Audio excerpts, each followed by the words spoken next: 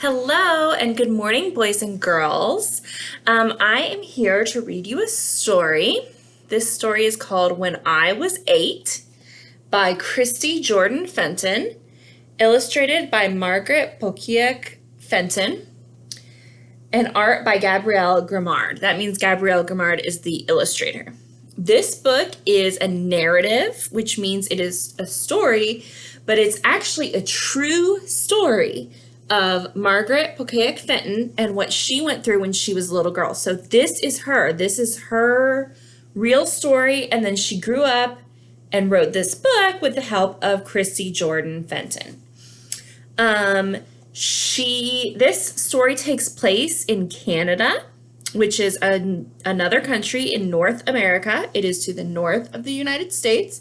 But a lot of the events that happen in this book also happened in real life in the United States of America as well.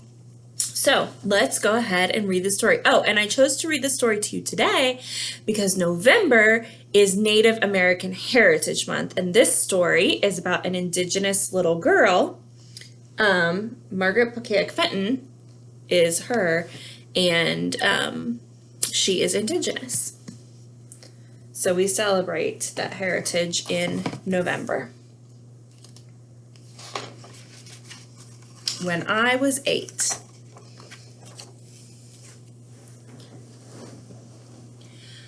I knew many things when I was 8. I knew how to keep the sled dogs quiet while Father snuck up on caribou, and to bring the team to him after a kill. I knew the sun slept in the winter and woke in the summer. And I knew that when the sun-warmed Arctic Ocean shrugged off its slumbering ice, we would cross it to trade furs with the outsiders. But I did not know how to read the outsiders' books.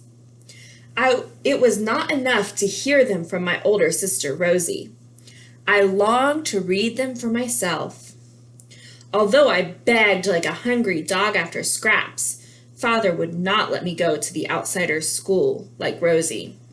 He knew about the things the school did that I did not. But my name is Uliman, the stubborn stone that sharpens the half-moon ulul knife used by our women. So this is a stone that will sharpen this knife, and that's her name, Uliman.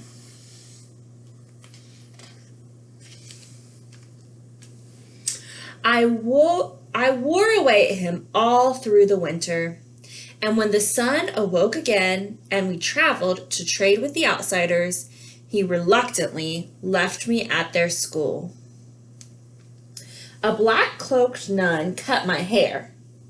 I felt naked as my braids fell to the floor. Stripped of my warm parka, I was made to wear a thin pinafore and scratchy underwear with stockings too small to stay above my knees. Can you see the illustrations? My Inuit name was taken, and I was to be called Margaret. All I had left was a beautiful book my sister read me about a girl named Alice. I hugged it to my chest and tried to be brave like the girl in the story. Every day for weeks, we woke very early for chores. Instead of sitting in desks, we scrubbed the floor beneath them. We washed the walls and dishes and laundry, and then we went to church and kneeled on our already aching knees to cleanse our souls. I worked hard, but it brought me no closer to being able to read.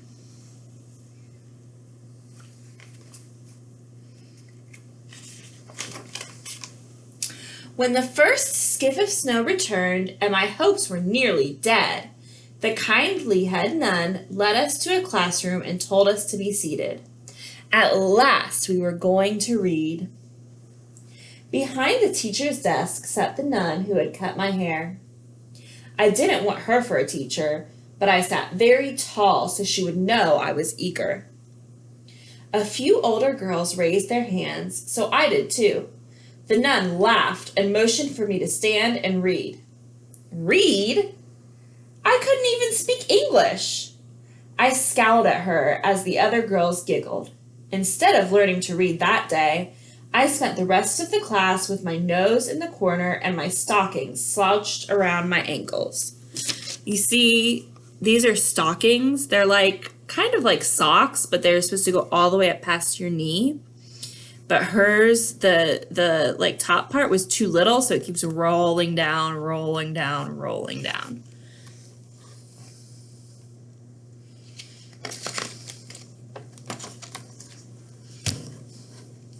The nun constantly gave me extra chores, as part of my education, she said. But though my muscles ached from the hard work, I could barely keep my eyes open. She could not wear out my determination. I used every task as an opportunity to learn new words. I studied each letter of the alphabet before wiping it from the board. I looked at the labels on cleaning supplies and sounded out the words. I even studied the writing beneath the pictures in the hall. These things improved my reading, but I longed to read an actual book. My book.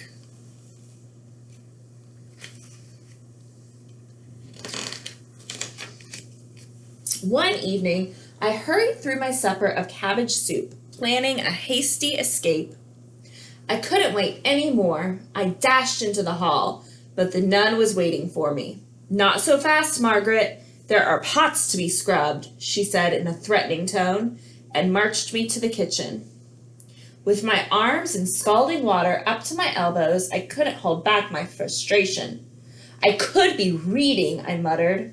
What? The nun demanded, her shoes creaking as she crossed the kitchen. She pinned me against the sink. Slowly, a smile spread across her thin lips. Fetch me a cabbage from the basement, she ordered. Do you see her face?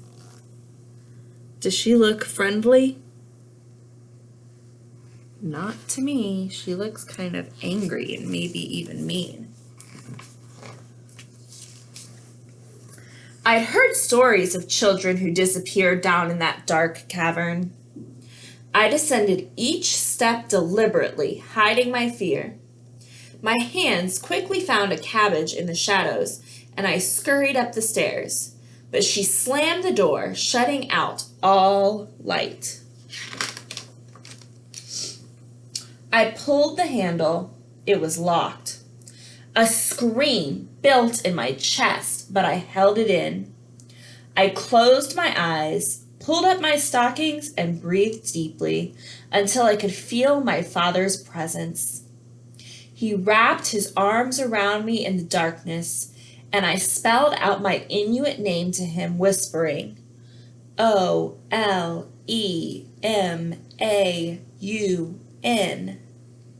His proud smile made me stronger, so I worked through the name of my distant home, B-A-N-K-S-I-S-L-A-N-D. I spelled many things from home and was starting on the title of my book, A-L-I, when the door opened. I squeezed past the nun and returned to the sink. Her angry black eyes raised goosebumps on the back of my shaved neck, but she could not make me cry.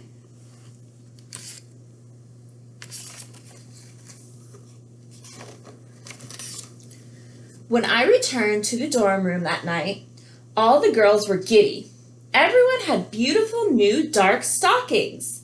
I pulled off my old ones, took my place in front of the nun, held out my hands, and closed my eyes. The nun cackled loudly as she handed my pair to me. Laughter instantly filled the room. Do you know what cackled means? It means to laugh, but kind of in an evil way, like, ha ha ha ha ha. That's a cackle. They're red, I stammered in disbelief. Only circus clowns wore red stockings. I ran to my bed and opened my book. I stared at the letters, holding back my tears until those letters became words, which grew into a familiar story. I could almost hear my sister's voice reading about the cruel queen and let the story carry me far away from the laughter. All the kids are making fun of her because she got these ugly red stockings instead of the cute ones that all the other girls got.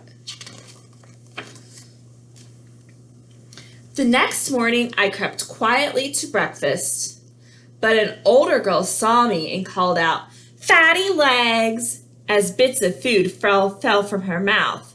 "Fatty face," I shouted back. "F-A-T-T." The nun swooped in. "If you cannot get along with the others, you can tend to the laundry," she hissed. I entered the laundry and stood beside the large vat with the fire crackling beneath it. And then the idea came to me. I knew what to do with my stockings. I burned them to ashes. I felt like Alice after a bite of magic cake, as large as the entire room. She put her stockings into the fire there.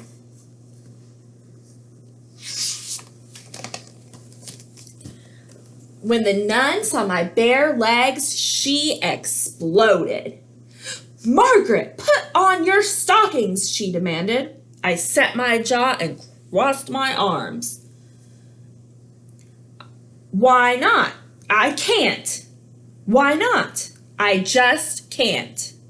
Her face grew very red and she ordered everyone to search the room. Like the queen's henchmen in my book, they scurried around, upturning everything. Books were torn from shelves and blankets from beds. No one was calling me fatty legs now, and no amount of searching could ever bring those stockings back.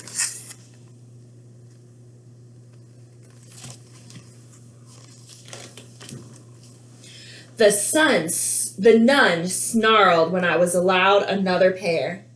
In my new thick gray stockings, I felt victorious.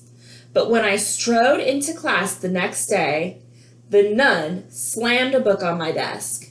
It was a green reader, like the other girls used. "Page 34, she said.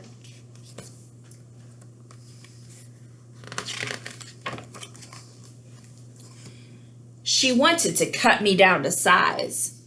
I opened the book, nervousness swelling in my throat. I looked at the words and began slowly, twisting my tongue around the consonants and forming my mouth around the vowels. By the second paragraph, I confidently sliced through the words without a single moment of hesitation. There was no stopping me.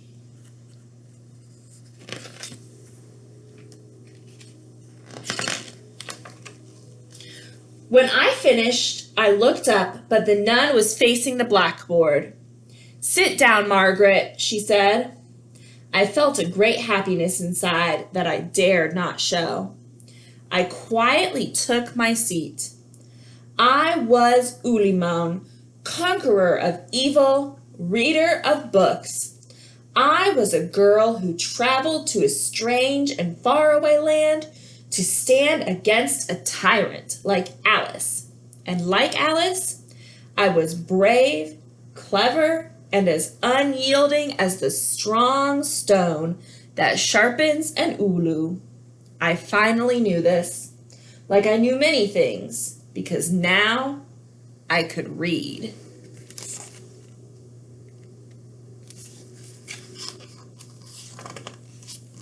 The end.